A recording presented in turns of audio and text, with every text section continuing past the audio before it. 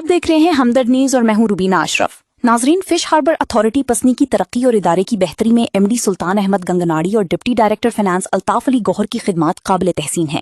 इन दोनों अफसरान ने अपनी दयानतदारी, पेशावराना सलाहियत और अनथक मेहनत से न सिर्फ इदारे की कारकर्दगी को बेहतर बनाया बल्कि फिशरीज के शोबे में भी मस्बत तब्दीलियों की बुनियाद रखी।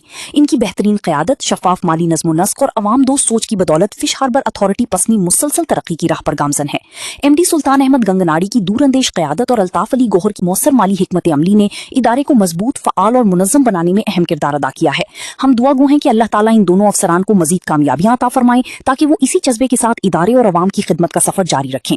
इनकी खिदमत यकीनन काबिल फ़ख्र हैं और हमेशा कद्र की निगाह से देखी जाएंगी।